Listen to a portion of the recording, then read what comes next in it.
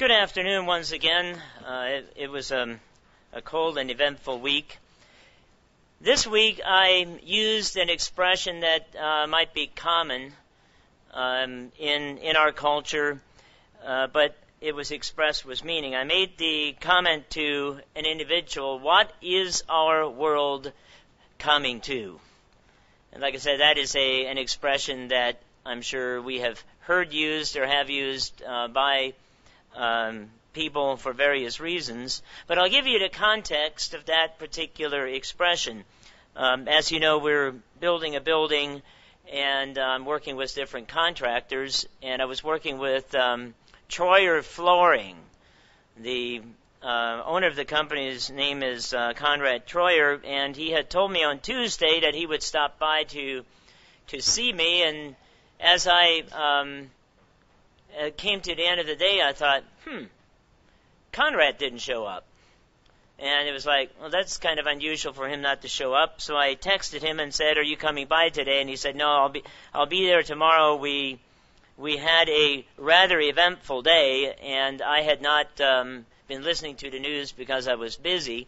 And what had occurred on Monday evening or Monday night or Tuesday morning at 2 o'clock, I guess to be more exact, there was a murder that occurred in Dundee, Ohio, which is just 5 miles up the road. Things like that are not supposed to happen in our part of the world, and we've had 2 recent events like that. As it turns out, the perpetrator ended up in a standoff with the officials outside Conrad Troyer's house. So he had 12 cops sitting outside his house in a standoff with this individual starting at 2:30 in the morning until he took his own life at 7:30 in the morning. And so my comment was, what is our world coming to? Obviously killings and those kinds of things are not new to our world, but it is becoming a ever more frequent event. Certainly with the recent murder that we had in Strasburg, Ohio, of the Chumneys, and of course, fortunately, those individuals have been apprehended. But the question, what is our world coming to? I would like to, in the sermon today, go through a, shall we say, lesson of history and draw some contrasts. The title of the sermon this afternoon is The Tyranny of Independence from Divine Providence. The tyranny of independence from divine providence. Now, the notion of independence is something that we hold dear in this country, and so we should. But again, as I said, I'd like to go through a lesson of history and draw some contrasts, and I think while certain conditions have always existed, I understand that. I think if we look at the general statistics of then and now, we will see major differences, actually a huge gulf. So I'd like to take us back to the founding of our nation, and in particular to the organizational document, if you will, of the Declaration of Independence that was used back in 1776. And I think it will stand in stark contrast to the complacency with which our current culture looks at events today. I dare say that the tenor of the day was different back in 1776, because daring men signed their death warrants to a document of ideals that would chart not only the course of human events, but rather the course of the history of the world for the next 2 centuries. It is indisputable that the United States has, particularly in the century just past, been the primary influence when it comes to world history.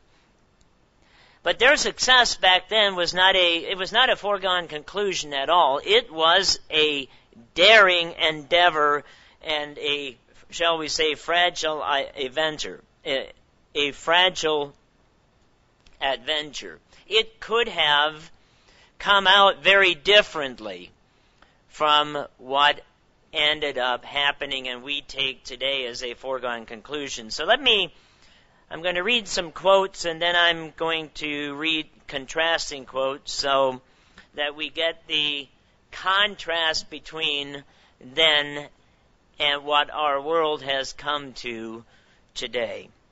When in the course of human events it becomes necessary for one people to dissolve the political bands which have connected them with another, and to assume among the powers of the earth the separate and equal station to which the laws of nature and nature's God entitle them, a decent respect to the opinions of mankind requires that they should declare the causes which impel them to the separation.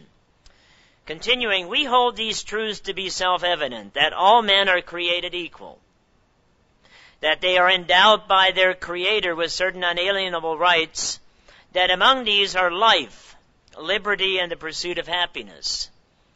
Those three things we see bandied about all the time. Life, liberty, or the redefinition of liberties, should we perhaps say, as has happened particularly in the last 50 or so years. That to secure these rights, governments are instituted among men, deriving their just powers from the consent of the governed. That was a radical notion at that time. That somehow the governments instituted among men would gain their rights from those governed. They were in a culture and in a time when the monarchs of Europe still believed in the divine right of kings, that God somehow endowed a monarch with not only the right, but not only the ability, but the right to govern nations. And they could, as human beings do, excuse all kinds of abusive and dictatorial behaviors in the fact that, God allowed me to do this, so since I am endowed by God with the right to rule, well, since He didn't prevent me from doing these things, it must be the will of God. That was the kind of reasoning that was going on at that time. So this was radical, very radical. That whenever any form of government becomes destructive to these ends, it is the right of the people to alter or to abolish it and to institute new government, laying its foundation on such principles and organizing its powers in such form as to them shall seem most likely to affect their safety and happiness. We therefore, the representatives of the United States of America in General Congress, appealing to the Supreme Judge of the world for the rectitude of our intentions, do in the name and by the authority of the good people of these colonies, solemnly publish and declare that the United Colonies are, and of right ought to be, free independent states, that they are absolved from all allegiance to the British Crown, and that all political connection between them and the state of Great Britain is and ought to be totally dissolved, and that as free and independent states they have full power to levy war,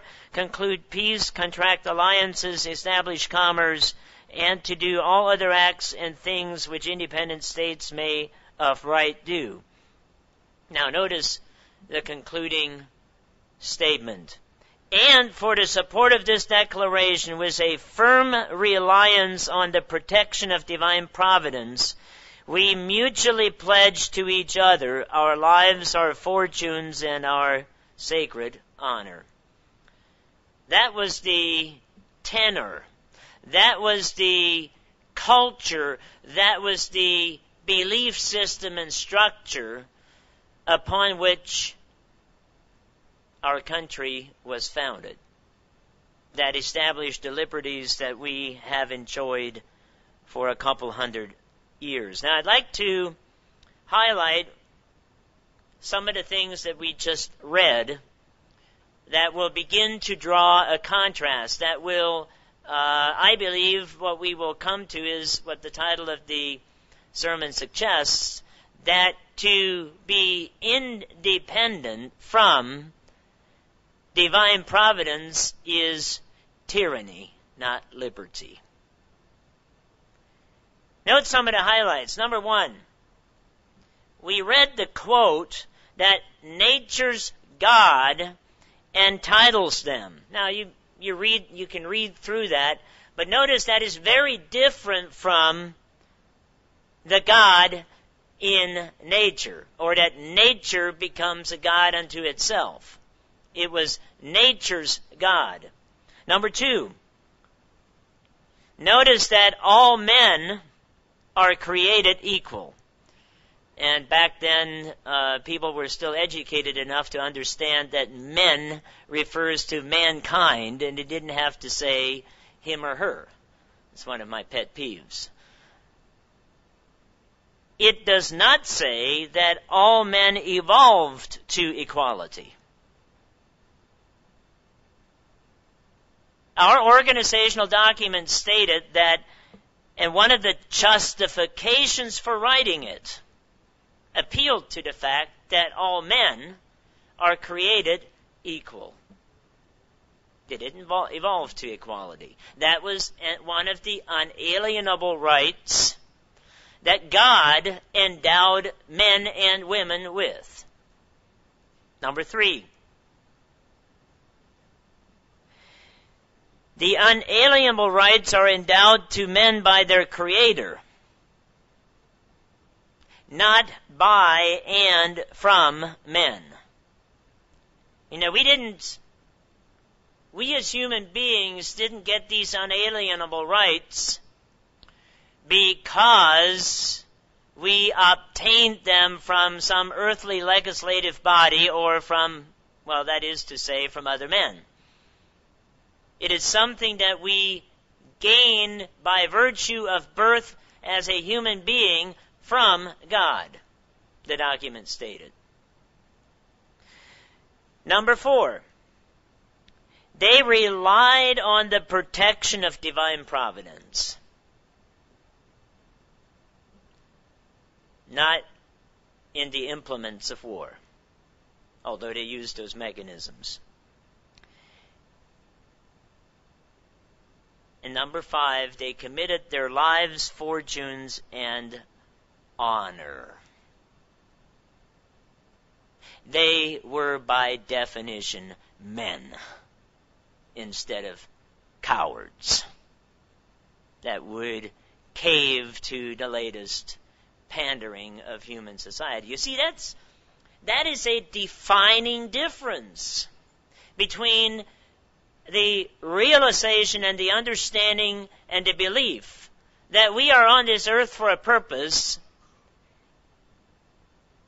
and that we have been given that purpose by a benevolent God, as opposed to being some freak of nature that just happens to occur in the eons of time, in the billions of years that earth has existed, and we're on just some continuum. A life without purpose. Actually, I think I have a quote to that effect, if I can find it quickly.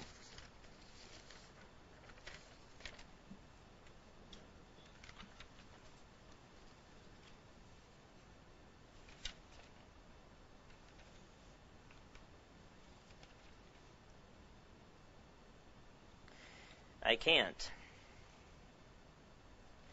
The quote that I read earlier this morning said that was the abolition of religion. It also dispenses with the purpose of life. I mean, it's just one of those dynamics that happens.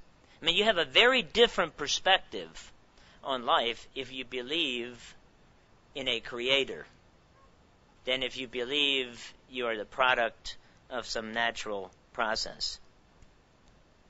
Let's go over to, we'll be heading to Hebrews chapter 11, verse 6, but I wanted to read something here to you. When you read the document the quotes that we just read, if you look at it objectively, one could conclude correctly that it is as much a declaration of dependence on divine providence as it is a declaration of independence from tyranny of absolutism. They depended, the rationale was based on the fact that God existed, and they were relying on Him to make their adventure a success. That was the founding premise. This text provides also a substantial insight into the basis for the document that would chart the course of world history. It rests firmly on the recognition of God and the belief that He would guide by divine providence. Stated simply, it was an act of faith. I find it interesting, the statement, we find these truths, or we hold these truths to be self-evident. Hebrews chapter 11.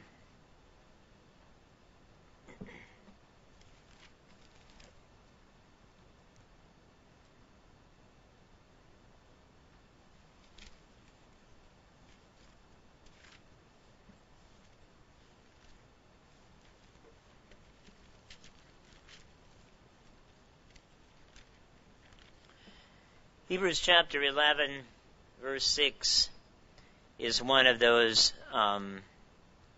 key scriptures that I want to refer to in this context. But without faith it is impossible to please Him. For he who comes to God must believe that He is, and that He is a rewarder of those who diligently seek Him. This is a powerful promise and a equally frightening reprimand if we do not believe. If we believe God exists,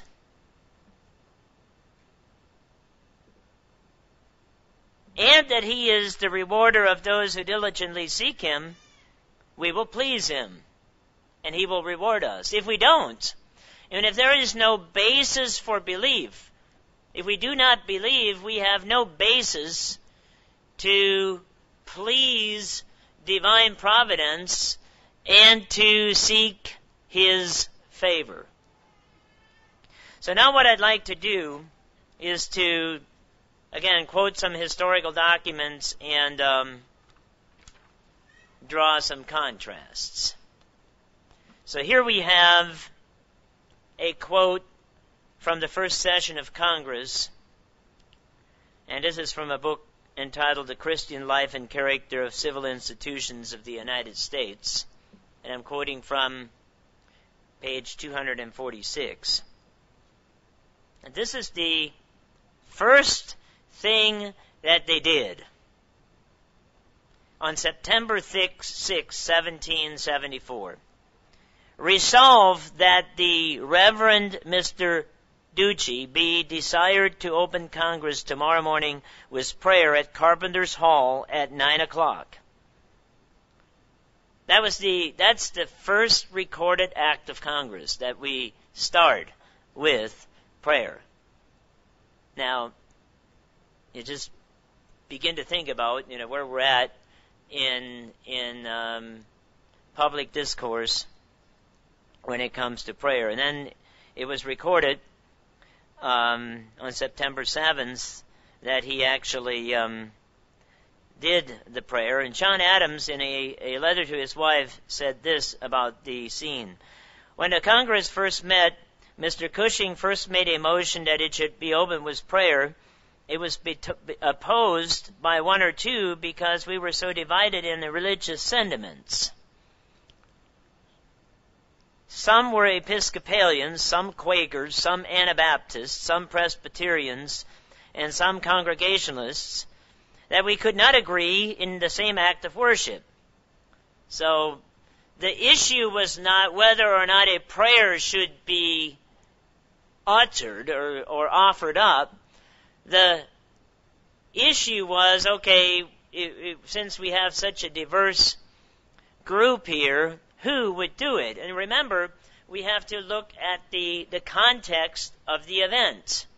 The the monarchs of England did not have that problem, because there was the state church, and only a representative from the state church of England would be able to offer a prayer, and neither did the monarchs of Europe, because they had a church-state combination, so there was never any dispute. The whole notion, actually, of separation of church and state was first debated in Switzerland by my forefathers, the Anabaptists, who, ironically, were part of this first event, according to Adams. Now, here's what he said. Or rather, I should say, Mr. Samuel Adams said this: "I am no bigot, and could hear a prayer from a gentleman of piety and virtue who was at the same time a friend of his country." And because of that statement by Samuel Adams, it was agreed then to have Mr. Ducci, the prayer of which I will read in a moment, for him to offer it up despite the diversity. So here's a contrast. This comes from a book entitled The Death of the West by Pat Buchanan. Pat Buchanan is a controversial individual, but I find what he writes here to be instructive. This is from page 183. How was America de-Christianized? The answer: tyrannically. You see, the Judeo-Christian ethic, properly applied and lived, I should say maybe more appropriately, lived, leads to liberty and life. Life eternal, I might add. The contrast to that is tyranny. So the methodology should not surprise us. It was tyrannically. And was surprisingly, here's the sad thing, was surprisingly small resistance from a people whose forebears rank among history's fiercest enemies of undemocratic rule. Continuing, going back 50 years, the Supreme Court has inflicted an almost uninterrupted string of defeats about the faith of our fathers. Here are the string of defeats. In 1948, voluntary religious instruction was outlawed in public schools. In 1962, school prayer went. In 1963, voluntarily daily reading from the Bible was declared unconstitutional. Notice the progression. In 1948, it became unconstitutional to give religious instruction, but you could still read from the Bible. In 1962, they dispensed with prayer. Now, wait a minute. You notice the contrast? The first act of Congress was to offer up a prayer. In 1962, we decided that is unconstitutional. Think about the jump in logic. The framers of the very Constitution upon which the Supreme Court called upon to justify the abolition of prayer in school started their first meeting. Their very first act was prayer. Now, we can get all fired up about this, and I become passionate speaking about it, but the issue that this author points out is that all this occurred with very little resistance from those who should have cared. The Christians should have cared, but we did nothing. We went along with it. In 1980, a Kentucky law that called for the posting the Ten Commandments on the classroom walls was overturned because the commandments serve no secular purpose. Really? Don't the Ten Commandments contain a statement I seem to remember, you shall not murder? That has no secular benefit? I mean, there is, as all tyrannical forms of government and dictates, there is no logic. There is no logical connection between the two. To argue that the Ten Commandments have no secular, this is a quote from the court order, has no secular purpose. You shall not steal has no secular purpose. You shall not murder has no secular benefit.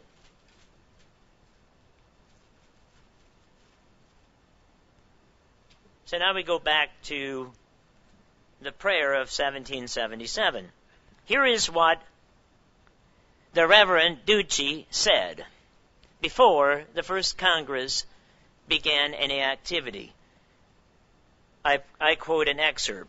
Quote, O Lord, our heavenly Father, high and mighty King of kings, and Lord of lords, who does from thy throne behold all the dwellers on earth, and reignest with power supreme and uncontrolled over all the kingdoms, empires, and governments, look down in mercy, we beseech thee, on these American states who have fled to thee from the rod of the oppressor.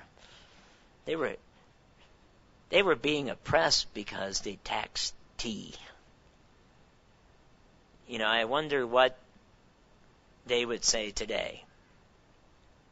Today they tax you coming and they tax you going at every level of government. And thrown themselves, so they fled the rod of a tyrannical oppressor, and what did they do?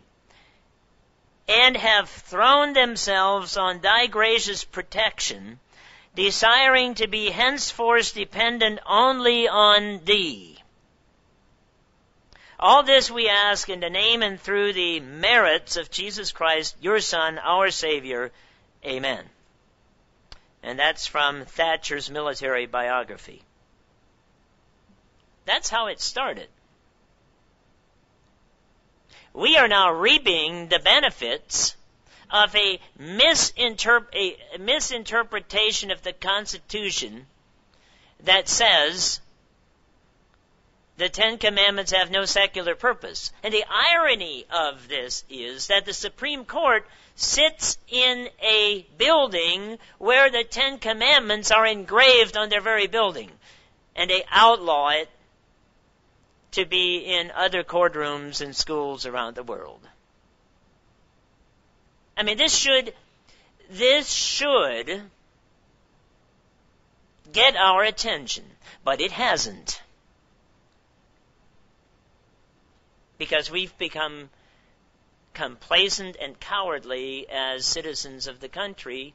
And again, it's just a result of a constant planned acculturation, as this book puts it, the de-Christianization or the secularization of the United States of America.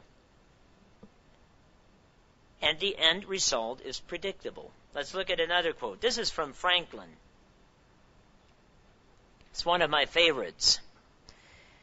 This now, it goes forward 10 years to 1787 at the Continental Convention.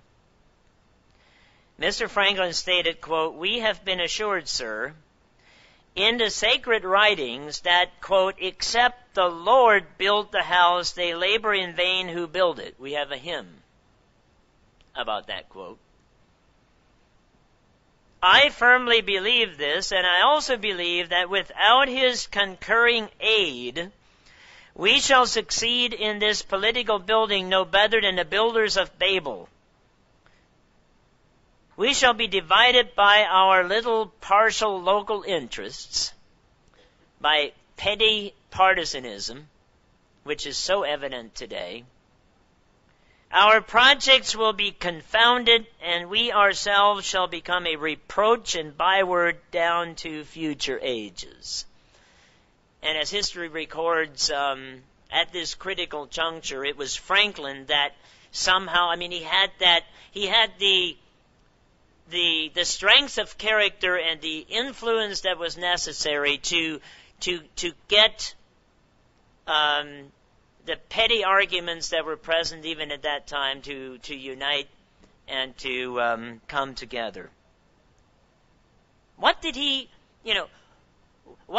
go to? What did he use to frame his argument? The sacred writings.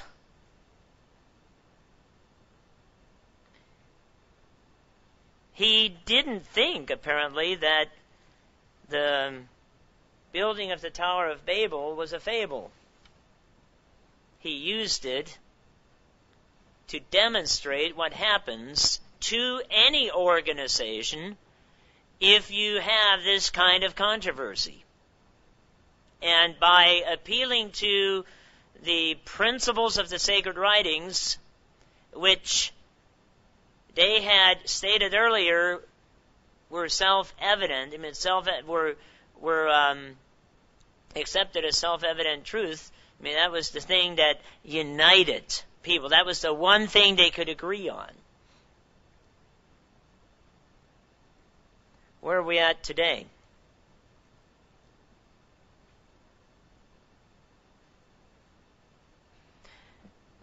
I found this paragraph to be interesting, okay? Let's look at a terrible event in history that is 100 years ago, the First World War. In the Great War of 1914 to 1918, Catholic France fought Catholic Austria. Onward Christian soldiers.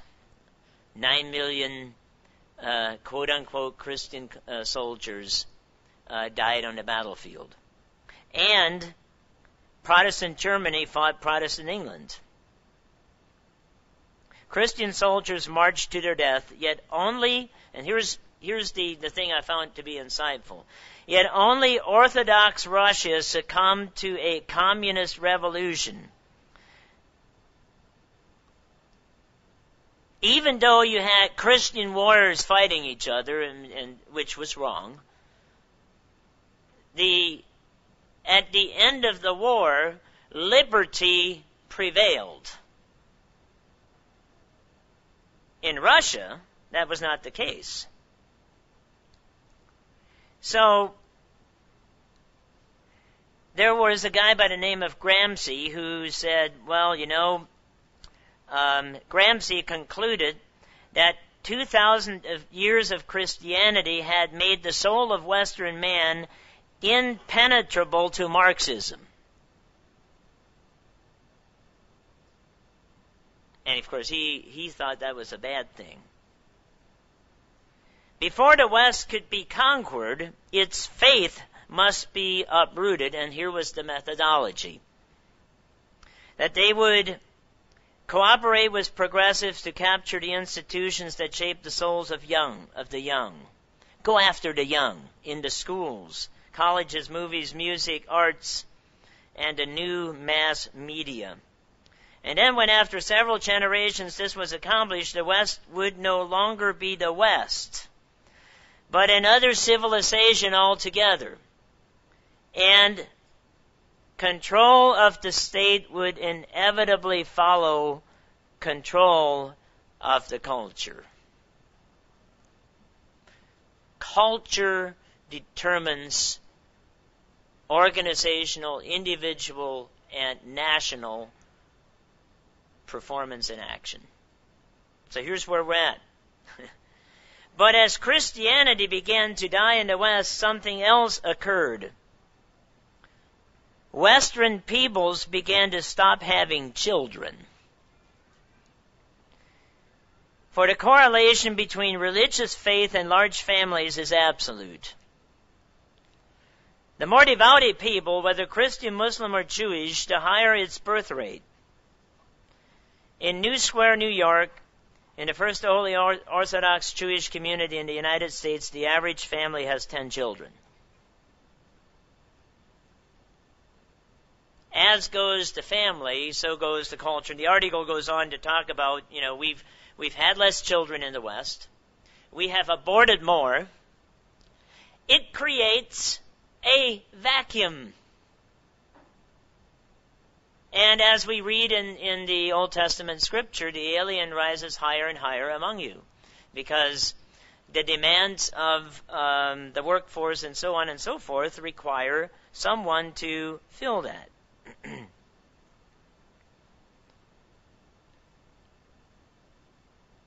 Wherever secularism triumphs, populations begin to shrink and die. Why? Because secularism is dead. It leads to death, not to life and liberty as advertised. Another quote. What do you think the Congress was doing on the 11th of September, 1777? Well, actually what was happening is the Battle of Brandywine was going on, and it was so close to the Congressional Hall that they could hear the cannons.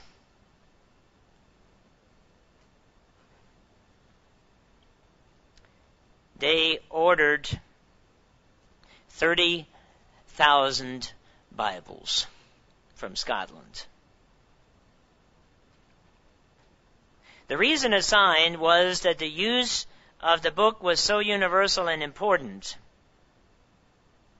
Again, what was happening on that day, the Army of Washington was fighting the Battle of Brandywine. 1,200 soldiers were killed that day. And yet it was important, in this important hour, Congress was passing an order for the importing of thousands of Bibles. Yet we never heard that they were charged by their generation of any attempt to unite church and state. Let's take a look at the contrast.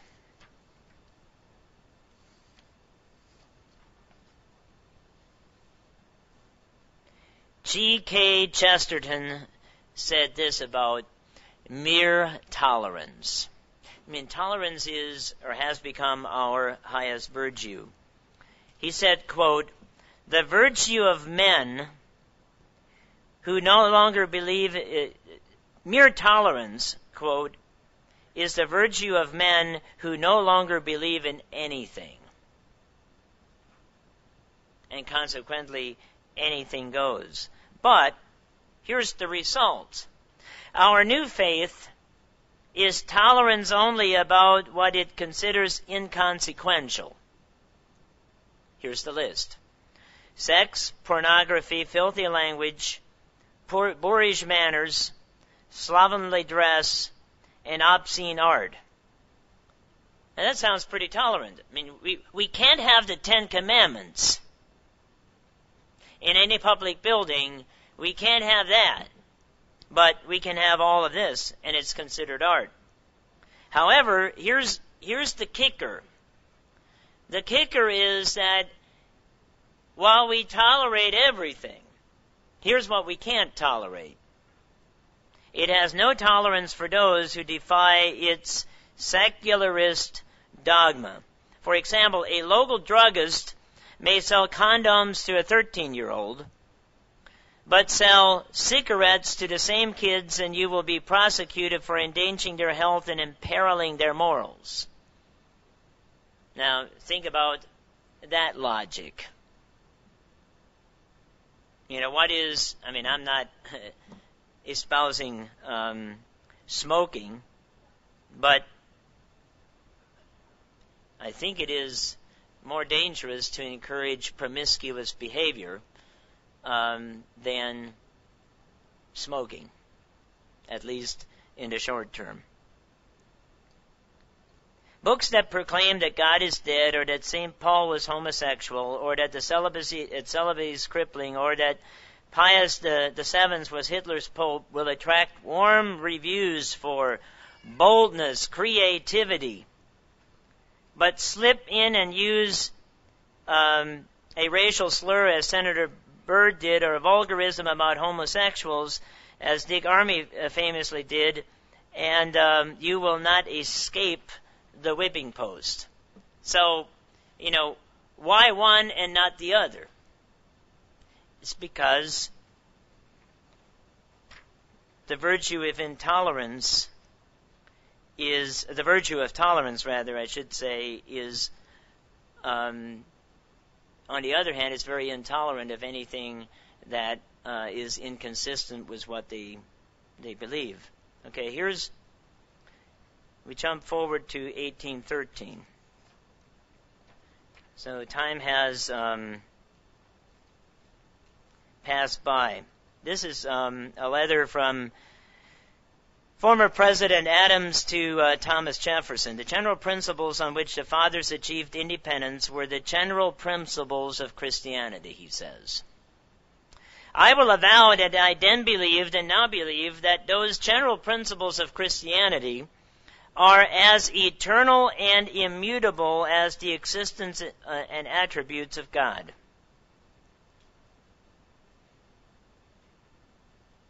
It was natural law.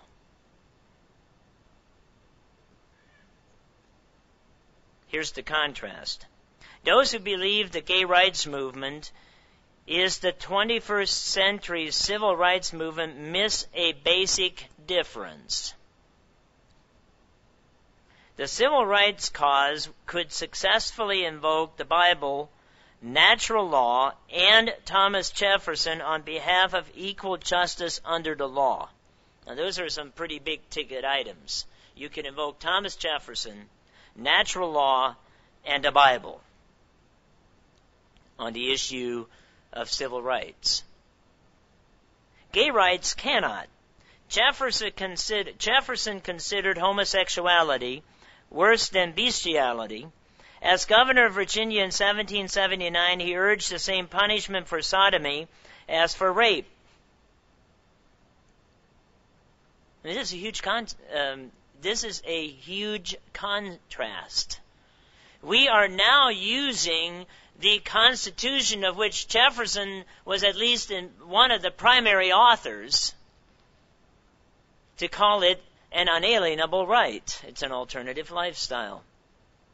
But you can't use natural law, nor can you invoke the Bible, at least not legitimately or rightly, to substantiate this argument.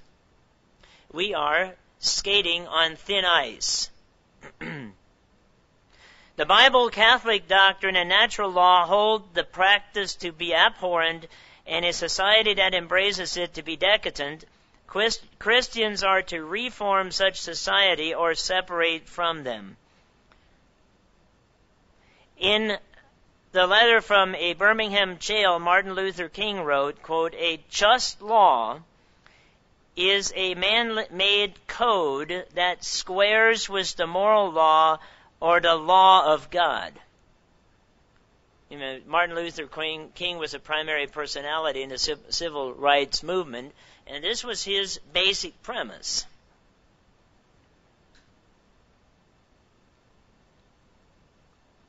Independence from divine providence ends in tyranny.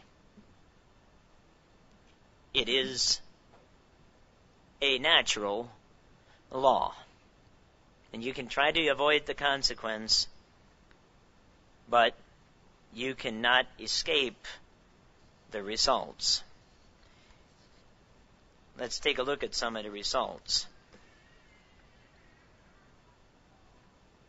1 in 4 children born to white women are out of wedlock. That's 25% now. In 1960, before we became enlightened, it was 2%. And I might add that birth control was not as readily available at that time. 3 in 4 unmarried white women have had affairs by age 19. In 1900, the figure was 6%. 8%. Again, I'm drawing on these statistics. We're not talking about a difference between 6% and 8%. We're talking about a difference between 6% and 75%. Something has changed. And again, to go back to, we have largely gone along with it as a church, as individuals, because we are constantly bombarded with those kinds of ideas. Teen suicides are triple what they were in the early 1960s. Test scores of high school students are now among the lowest in the industrialized nations. We keep changing the curriculum so that we dumb it down, so that everybody can have an A. It doesn't work that way. And it won't work in society. As an employer of a number of people, it is a major problem. I have what we call the 3 C's. You have to come in on time, clean up after yourself, and count. And you would be surprised at the number of people that can't get those 3 things right.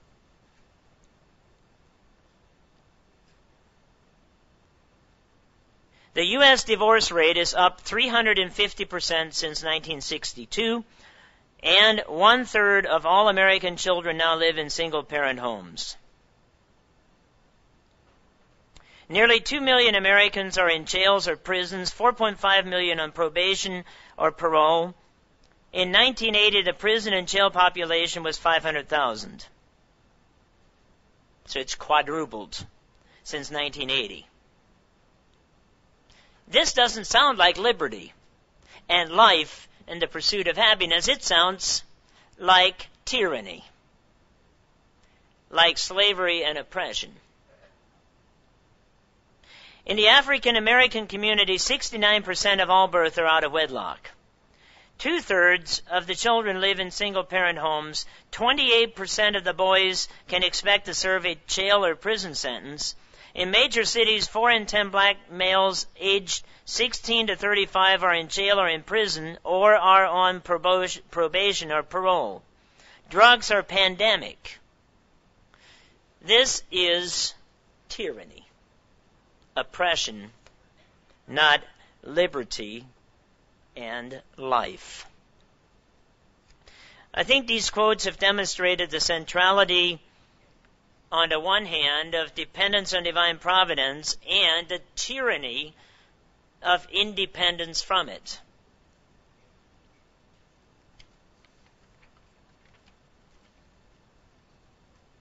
Now, we could wax eloquent about the seismic departure and be a Monday morning quarterback about where our country is going. Like I said, what has happened to our world? What has happened to the world we live in? We could elaborate on the eradication of the Bible and its principles from public life. We could decry the abomination of abortion that sacrifices millions of unborn on the egocentric altar called the right to choose. We could lament over the failed policies of our now secular government, but far more important, it seems to me, is to challenge ourselves with a personal question. And I've asked this one before. Some years ago, it occurred to me, have we, could we or should we write a personal declaration of dependence on divine providence? Do we really recognize how dependent we are on God for everything? In our modern sophisticated world, we have been able to technologically control the elements a lot more. And as technology increases, we begin to think our dependence on God is lessened, when in fact that is not the case.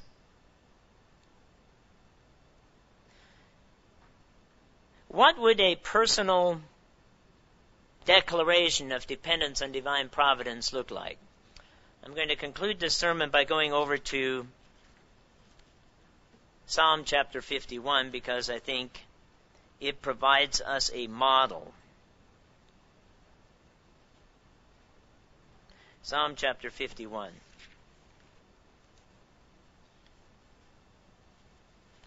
Here we have David appealing to divine providence and depending on his gracious mercies after having violated several of the 10 Commandments, who the Supreme Court has concluded now has no secular purpose. It did back then, and it does today, because based on the statistics I just read about children out of wedlock and single homes, and I'm not unaware of the difficulties and the challenges of raising kids in that situation, but it is a consequence. And I will just offer this: it will lead to tyranny, because we now look to the government to provide a solution to that problem, instead of where we should look to, and that is what David did, to the divine mercies of God, to forgiveness, to restitution, to forgiveness and the ability to move forward. The government can, of necessity, can only solve these problems, and it is not even a solution, it is a coping mechanism, and the only way they can do that is by providing money, and it will, of necessity, require oppression of others. Because money, contrary to what some seem to believe, doesn't grow on trees, and you can't even, you can't print enough money in Washington to solve these problems. It just won't work. We can say what we want, it won't work. Psalm chapter 51, the amazing thing about David, he committed horrible crimes. He murdered. Well, rather, I should start at the beginning. He committed adultery, fathered a child, and then tried to cover it up by murdering the husband of the wife with whom he had committed adultery, to try to make things look legitimate. And even David the king could not and was not exempt from the consequences of natural law. Fortunately, and to his credit, when he was confronted by the prophet Nathan, he made short work. He made short work where he could have come up with a litany of excuses and said, I have sinned. And then things became, relatively easy. Verse 1, have mercy upon me, O God, according to your loving kindness, according to the multitude of your tender mercies. Blot out my transgression, wash me thoroughly from my iniquity, and cleanse me from my sin. It doesn't sound like David thought that the 10 Commandments had no social purpose. He recognized the gravity of his situation and knew that he was dependent on divine providence in order to regain his liberty and life, and maybe a little bit of happiness. If you read the history, David's extended family, because he violated a number of the 10 Commandments, was not a big happy family. I acknowledge my transgression, and my sin is ever before me. Against you, you only have I sinned and done this evil in your sight, that you may be found just when you speak and blameless when you judge. To not acknowledge that our abortion our homosexuality, our birth out of wedlock, our promiscuity, our lack of going back to Christian principles without acknowledging that that is wrong leads to tyranny. Because sin enslaves. It does not lead to liberty. If we do not appeal to divine providence and God's mercy, we will naturally become enslaved. David recognized this. Behold, I was brought forth in iniquity, and in sin my mother conceived me. Behold, you desire truth in the inward parts. Not what you profess to be. What we profess to be, anybody that has a measure of communication skills can profess to be something. You've probably heard the expression, you have to be a fool not to be able to come up with an excuse. Most excuses are, some form of denial or a lie. Purge me with hyssop, and I shall be clean. Wash me, and I shall be whiter than snow. Make me hear joy and gladness, that the bones which you have broken may rejoice. Hide your face from my sins and blot out my iniquities. This is a declaration of dependence on divine providence. David understood, as did, let me go back and quote the prayer that opened the proceedings to our founding Congress.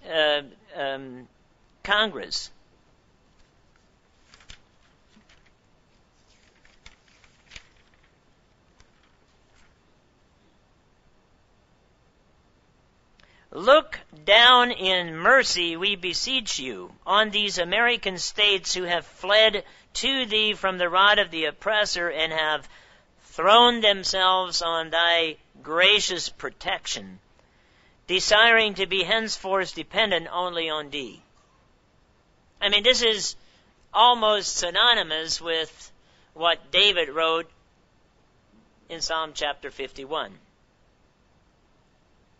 It was a treatise of dependence on divine providence. It is by nature a dependent relationship that, in contrast to human relationships that are codependent, leads not to unhealthy relationships, but rather to life and liberty. Create in me a clean heart, O God, and renew a steadfast spirit within me. Do not cast me away from your presence, and do not take your Holy Spirit from me. David had experienced firsthand, through a few narrow escapes, when Saul tried to pin him literally against the wall with a spear, what happens to an individual who, once having had God's Spirit, when it departs from them. So in his declaration of dependence on divine providence, he pleads with God to not take away the Spirit from him. Restore to me the joy of your salvation, and uphold within me your generous spirit. Then I will teach transgressors your ways, and sinners shall be converted to you. I believe David is still doing that to this day.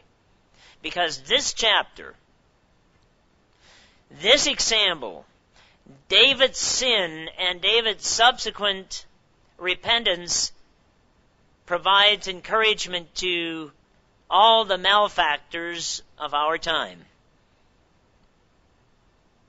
Because if David could be forgiven and reconciled, I would be challenged to come up with a more egregious situation than that of David. And yet God was merciful because he depended on divine providence. Deliver me from blood-guiltiness, O God, the God of my salvation, and my tongue shall sing aloud of your righteousness. O Lord, open my lips, and my mouth shall show forth your praise. For you do not desire sacrifice, or else I would give it. You do not delight in burnt offerings. The sacrifice of God are a broken spirit, a broken and contrite heart. These, O God, you will not despise. We need an impossible combination of contriteness and boldness. We need to be contrite and open and honest when it comes to the inevitable failures that we make as human beings. And bold as a lion when it comes to standing for the truth that have slipped away over the past 50 years. And if we ever become so cowardly as to not stand strong for marriage and not stand strong for against alternative lifestyles, we will just reap the consequences. And yet, unless we make a concerted effort as an organization, as individuals to do that, we were just going to be swept away by the cultural currents of society. Do good in your good pleasure to Zion, build the walls of Jerusalem, that you shall be pleased with the sacrifices of righteousness, with the burnt offerings and whole burnt offerings. Then they shall offer bulls on your altar. Brethren, we are adrift in huge cultural change. It's been ongoing, as we read, going back to the 40s and the 50s, and the 60s in particular, and those who should have been concerned about it and would have been able to turn the tide didn't. Because we were complacent. And now we reap the consequences, and the cultural shift is accelerating. And mere tolerance is not going to tolerate those who differ from this cultural shift. And as natural law would have it, the day is soon coming when we can no longer be complacent,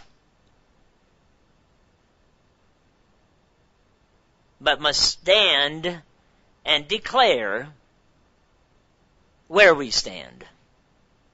You see, that's just how such dynamics work. So we have a choice to make. Do we, like David, throw ourselves upon the mercies of divine providence and become dependent upon it? Or do we, as humanists, or as humans would always tend to do, declare our independence from divine providence, and as a consequence, live in tyranny? It's a big choice that each individual has to make. And we will be forced to make it at some point. So since we have time, and since we have free will, I encourage all of us to, with David, declare our dependence on divine providence.